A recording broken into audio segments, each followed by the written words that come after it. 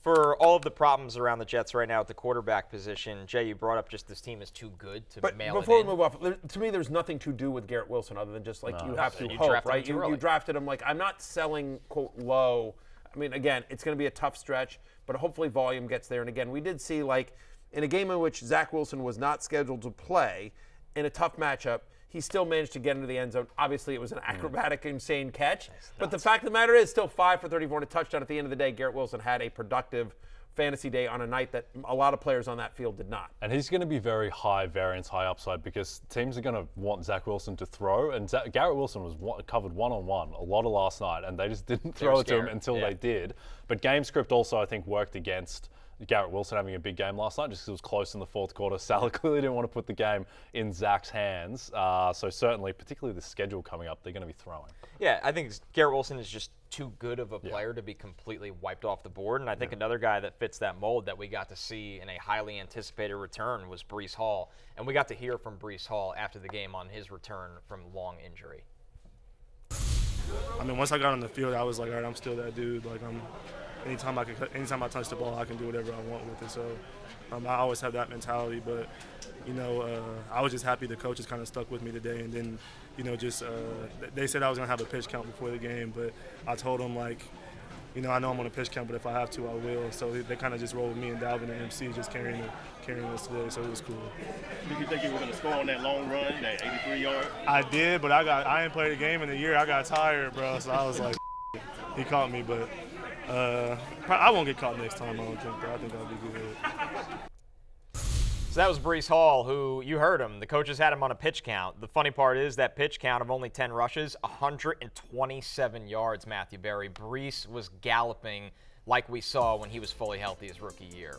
It was unbelievable, especially because, by the way, he just looked at different speed than Dalvin Cook, who's not a slouch. That's what's crazy is it's you were wait, which one's the healthy one and which one's the guy coming off injury? He just looked like a different gear than Dalvin Cook against the same team, and I did think they would be able to run somewhat effectively against the Bills. I had a 14 parlay that I'm very upset that I had anytime touchdown. I had Garrett Wilson anytime touchdown. I had the under on the total. I had the under on Gabe Davis, and then I had the over on Dalvin Cook rushing, which I missed by about 15 yards, unfortunately.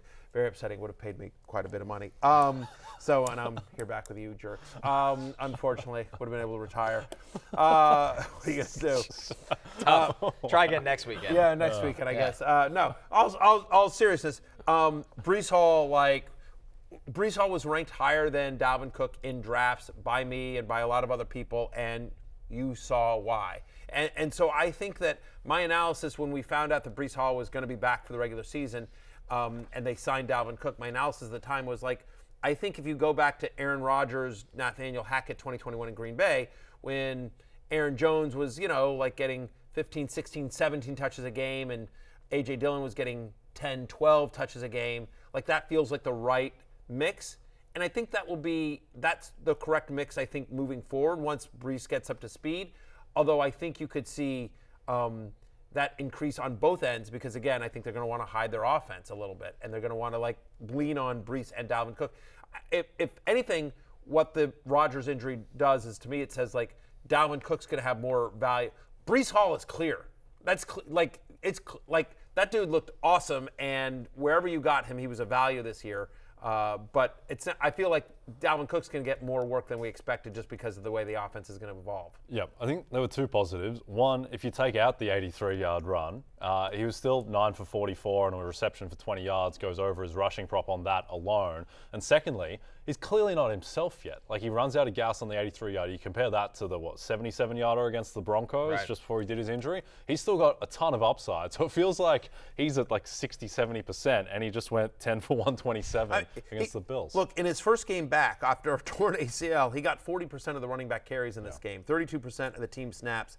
He had, you mentioned, forget the 83-yard run. He still had 2 other runs of over 20 yards in this game. He finished with the second most rushing yards of any running back in Week 1, despite only rushing the ball 10 times. Right? I mean, he's the only running back with over 100 rushing yards on fewer than 20 rushing attempts. He only needed 10 to get there.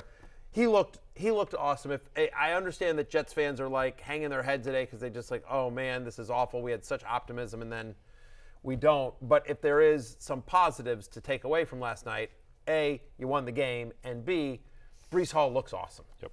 Yeah, he looked incredible, without a doubt. And I think another positive, if you have Breece in fantasy, is that running behind Mekhi Becton at right tackle, a new position for him, he looked great as well. So I think this is actually sustainable for the Jets running backs going forward. And they'll need them to be, because with their situation at quarterback, they need these two. Because, by the way, like, okay, Dallas, that's going to be brutal. But, like, the Patriots, the Chiefs, the Broncos are the next three teams up. can Like, run against you them. can run on those guys. No one, like, you're not really scared about, you know. The Bills have a good defense. Yeah, I mean, exactly. That's the thing, right? Like, Exactly. And I thought their run schemes last night were pretty clever. I thought they were, I thought they did a nice job, and they'll design even more. And so, and you saw them both in the same backfield a couple of times there. So, anyway, I think Breece Hall and Dalvin Cook will be values this year.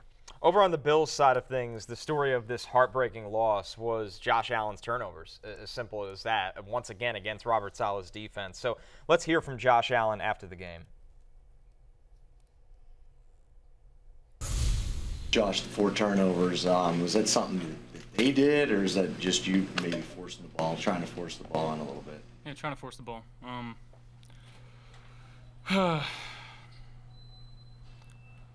Yeah, same place, different day. It's a good defense we played, but we can't play two guys. Can't play them and us, and I played us tonight, and yeah. We prepared so hard. The effort was there. Our guys played so hard. Defense gave us opportunities. They played a heck of a game, and it sucks when you feel like you're the reason, and I am the reason why we lost tonight. Pretty honest description there of Josh Allen's night. Jordan White had 3 interceptions against him. Obviously, Allen had the fumble that was forced by Michael Clemens as well. Just kind of reckless play, Jay. To me, the most baffling thing, and look, a couple of the interceptions were basically arm Punts. punts. To me, the bigger concern is that he was sacked 5 times, he fumbles twice, has a bad pick as well, and the concern is that he's only pressured on 26% of dropbacks. Like, he wasn't under siege. He was making these mistakes himself. And look, I think that this is just always going to be a part of his game. He's a gunslinger. And I mentioned Brett Favre before. That's kind of Josh Allen. And he still has the rushing ability. He goes 6 for 36 last night. I mean, there was talk about Josh Allen running the ball less this year and taking care more of his body. He jumped into like 5 blokes last night. He's just the craziest I've seen from him. Yeah. I mean, just for 1 more yard, he jumped into 5 defenders on one play. Yeah, I mean, 2 of the interceptions were deep balls. Like, in essence, they were basically punts. It looks bad on the stat sheet, but ultimately, that's all it was. The interception on the out route to Gabe, that where he was intending to get to Gabe Davis. He wanted to Gabe Davis. Not cut enough. Like, who knows in terms of that route, Sauce right? and Whitehead though too. I mean, that's the other thing, by the way. I mean, like, the Jets are a really, really good secondary. Like, both games. When Josh Allen, his other 4 turnover game was against the Bills. I'm sorry, against the Jets. Like, I mean, like having a bad game on Monday Night Football against the Jets, it's not. It's just other people have done that too. Feels like this team just doesn't have a plan sometimes. Like, the Bengals playoff game was a complete disaster tonight. Like, the only way you're losing this game is if you're turning it over 4 times, basically. You just need to play conservative and need a win. doink field goal to even get it to overtime. Exactly. I mean, exactly. the fact is that we talked about this in the offseason, that it felt like a lot of times the Bills' plan is like, okay, Josh, go save us. Yeah, put your cape on, Josh. And the problem is that when you do that, number one is, he puts it, and sometimes he just can't do it. Yeah. A lot of those plays that the interceptions came on was him, again, trying to be hero ball and just trying to, like, okay, I've got my cape on, let me see what I can do here. And, like, at some point, other people have to step up. Stefon Diggs had a very nice game here, obviously. 10 for 102 and a touchdown, 33% target share on 13 targets. Like, he's just awesome, but somebody else needs to step up for the Bills. They're home to the Raiders next week. He'll be fine. Yeah, again, Russell Wilson was fishing against them. I mean, again, whatever. Joe Burrow was brutal. Jalen Hurts didn't do much this week. Even Mahomes, it wasn't a great game because of all the drops. Like, the fact of the matter is that fantasy-wise, all the elite guys are going to be elite guys next week. I'm not panicked on any of these guys. But no doubt, tough day at the office for Josh Allen. As you see the Bills' receiving leaders here, listen, they're an offense that doesn't play within structure very often, and that helps Stefon Diggs. Because you look at Stefon Diggs' 13 targets, and he caught 10 of them. So many of those plays were where Josh Allen extended and Diggs can make something happen along the sideline. So that's great for Stefon Diggs, but it's not good for the rest of this offense. No, and there was the hope that Gabe Davis would bounce back. I mean, again, it's the Jets defense, so we'll see. And it's been 1 week, but I mean, 2 for 32, only 4 targets. Pretty much all came on that one 26-yard completion. They were getting, to your point, to me the biggest thing that needs to be cleaned up is that offensive line. They were getting to Josh way too easily. Yep. I will say that I think like their next 4 games, Raiders, my 1-0 Commanders, Dolphins at home, and then Jacksonville and London. And so none of those defenses, my Commanders have a good defense, not a great defense, not nearly as good as the Jets.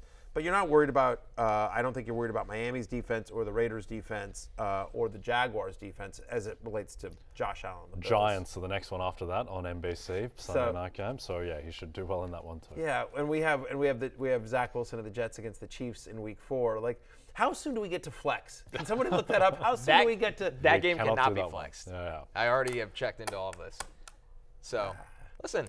Hey, it could be Jacoby Brissett against Patrick Mahomes. Zach Wilson was compared to Patrick Mahomes coming out of college. So there you go. Never know. It is, listen, Mahomes the fact of the matter is Patrick Mahomes on his own is must-watch TV. Yeah, so there you go, must-see TV. Our last note from this game on the Bills, James Cook obviously leads their backfield, 12 rushing attempts, 46 yards. I think more notably, he only had 17 yards receiving, but he was targeted 6 times, They were looking his way in the pass game quite often. That's, I think, the most exciting thing. The weird part, by the way, is that they also threw to Damian Harris. I'm like, wait, I thought that guy. Well, they were, so just, again, trying to find some stuff. But listen, I had James over Dalvin in terms of the Cook brothers. That's how it wound up. James Cook, running back 27, Dalvin, running back 33 for the week. I think what's most impressive, though, is that the concern coming into this season was, is James Cook the guy?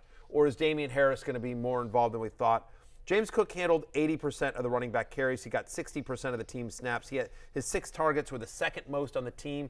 Now, admittedly, Damian Harris was the only running back to touch the ball inside the red zone, so that's going to happen. But I liken back to think about Ramondre Stevenson last year. Damian Harris got a lot of red zone touches last year. Ramondre was more of the passing down back. Ramondre Stevenson was still a top 10 fantasy running back, and Damian Harris is now on the Bills. So I guess my point is that even without some of the red zone touches, it caps James Cook's upside, but there's still very much a viable path to him being a very usable top 20, number 2 running back in fantasy. He was the second best running back on the field last night after Breece Hall, I thought. Yeah, agreed. The one concern would be that they were leading pretty much the whole game until the fourth quarter. They controlled time of possession, and they still ran the ball 22 times to Allen's 41 pass attempts. This team wants to throw the ball, and that will cap Cook's upside a little bit. But in terms of getting to a low-end RB2, I don't think it affects that too much. But also, I just think, I think they were taking what the Jets could give them. Sure. It was hard to run against it. I mean, I thought James Cook earned some tough yards. I was excited that despite the fact that the offensive line honestly got dominated by the Jets. Let's be clear that even though the Bills line got dominated by the Jets, they still, the fact is they committed to, trying to establish some sort of a run game here with James Cook. So as somebody who has a lot of James Cook, I did not come out of week 1 discouraged. I came out encouraged, actually. I was very happy with the usage last night. And Josh Allen can't get hit like that all season. I mean, that is not sustainable for the Bills. I don't care how great he is. Josh Allen's going to be awesome next week. Yes. Josh Allen, whatever the line is on Josh Allen, I want the over right now. Buy the dip? Yeah, I'm buying the dip. Yeah. I'm buying the dip As on the young Josh people Allen. like yourself say, Let me buy put the it this dip. way. Let me put it this way. I'm still very proud to let everyone know that Josh Allen is an investor in FantasyLife.com. I just want everyone to know that. I'm not shying away from it. I am still. Because you're kind of moving away from Burrow a little bit after the loss to Cleveland. I'm still very proud of Joe Burrow's investment in FantasyLife.com and Jamar Chase's and Austin Eckler's. Patrick Mahomes, meanwhile, had a shocking week 1, and he's not an investor. Correct. Yet. All right. Yet. That's the correct way to phrase it. Hey, it's Matthew Berry from NBC Sports and RotoWorld.com. Just want to thank you so much for watching what you just watched, or at least being too lazy to click out of it after the autoplay just kept it going. So either way, thank you so much for just letting it scroll by your screen. And now I'd like to ask you respectfully, please subscribe to the NFL on NBC YouTube channel for the latest NFL news, fantasy headlines from RotoWorld, and betting analysis from NBC Sports Edge.